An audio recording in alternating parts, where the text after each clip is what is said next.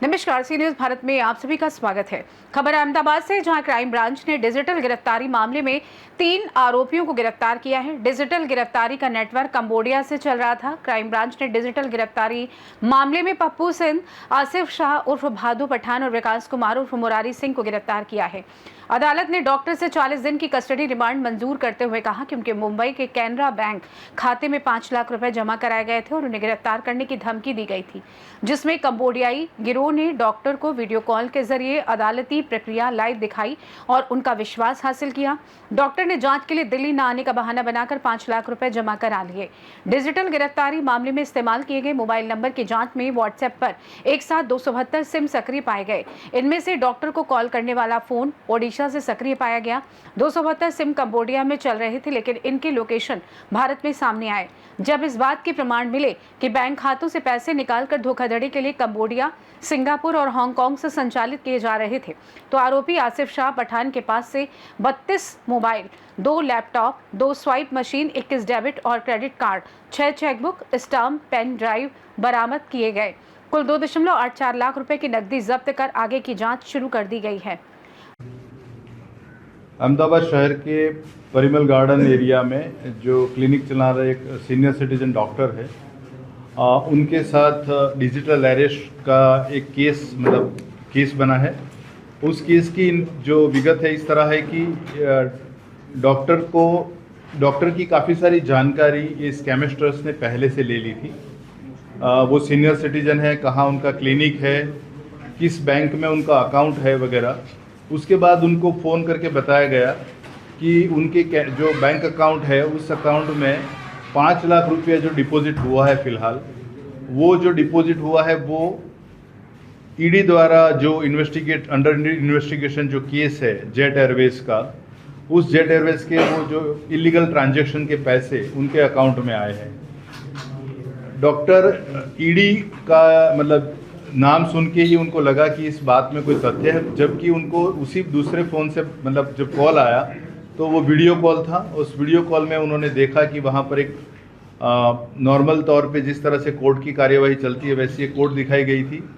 Investigation officer बात कर रहे थे, तो उनको पूरा जताया गया कि ये कोई ऑफिशियल कॉल है उनका, और उनके ऑफिशियल इन्वेस्टिगेशन में उनको ये उनके अकाउंट में ये पैसा आया है।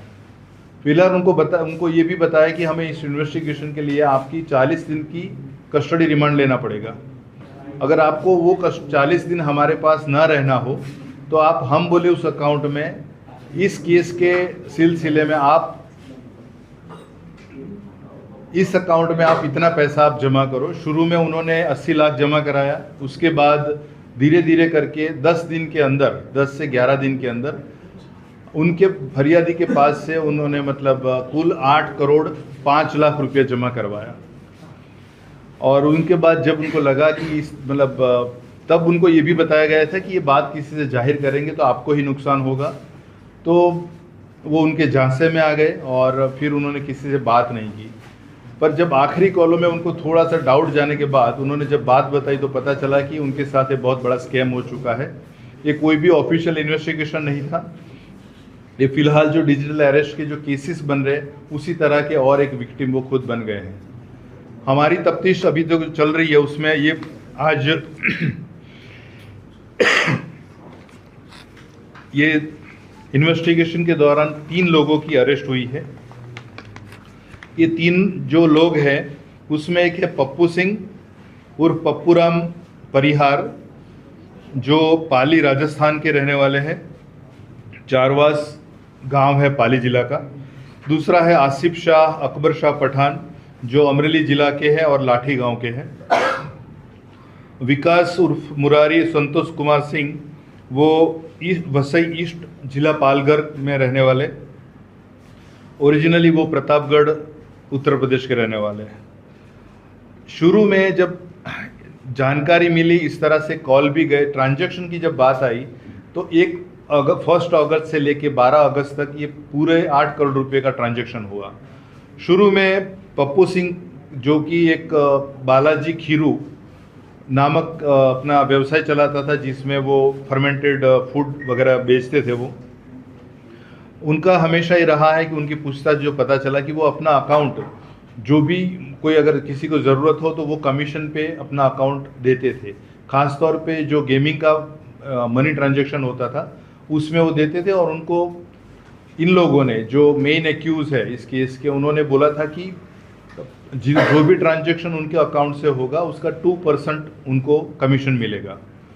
और इसी तरह से अपना वो अकाउंट मिल जाता उनको। जो उनके पास से ये लोग पहुंचने का जरिया जो था, उसमें आसिफ और एक विकास मुरारी करके हैं। वो विकास सिंह, ये दोनों ने मिल के इसको अप्रोच किया और उसके बाद उसको अकाउंट खुलवाया यस बैंक में। और यस बैंक में अकाउंट खोलने के बाद अकाउंट के रिलेटेड जो भी डॉक्यूमेंट्स है, passbook, chequebook, debit card, credit card वगैरह, जो भी जितना भी वो था वो सब उन्होंने अपने पास रख लिया था। उसके बाद उन्होंने ये पप्पू सिंह का फ़ोन पे एक एपीके फाइल से एक लिंक भेजा। वो लिंक खोलने के बाद उनके पास पप्पू सिंह के फ़ोन का सारा डेटा, मतलब फ़ोन हैक हो गया और सारा जो भी मैसेजिंग, कॉल वगैरह जो भी आता है वो पैरेलल उनके पास भी जाता था। तो ये जो शुरू में इन्वेस्टिगेशन के दौरान जब ये पता चला कि व्हाट्सएप कॉल कहाँ से आई है, व्हाट्सएप कॉल का जो डेटा वगैरह वेरीफाई किया गया, तो पता चला कि उड़ीसा में एक पर्टिकुलर लोकेशन पे ये फ़ोन एक्टिव है। और उस जो फ़ोन का डिटेल वगैरह चेक किया तो पता चला कि एक ही मोबाइल फ़ोन से अभी तक फ़िलहाल 272 सिम कार्ड्स एक्टिवेट किए गए थे। इस फ़ोन से जो उन्होंने OVH क्लाउड सर्वर, उसमें उसके ज़रिए उन्होंने ये दर्शाया गया था कि जब जो व्हाट्सएप एक्टिवेट करने के लिए OTP आता है, वो OTP इस फ़ोन पे आएगा। वो OTP अपने आप वो कंबोडिया या सिंगापुर दोनों जगह पे चला जाता था। और जब वो वहाँ से एक्टिवेट होता था व्हाट्सएप, तो ये मतलब टेक्निकली ये दिखाता था कि ये फ़ोन इंडिया से ऑपरेट हो रहा है, ताकि अगर इनिशियल स्टेज में भी अगर कोई डेटा वेरीफाई करता है तो उसको पता चलेगा कि ये फ़ोन इंडिया से ऑपरेट हो रहा है। अहमदाबाद से सी न्यूज़ संवाददाता यज्ञेश गोस्वामी की रिपोर्ट। फिलहाल के लिए इस खास रिपोर्ट में बस इतना ही। देश दुनिया की तमाम बड़ी खबरों को जानने के लिए जुड़े रहिए सी न्यूज़ भारत के साथ। हर खबर आपके साथ, आपके हाथ।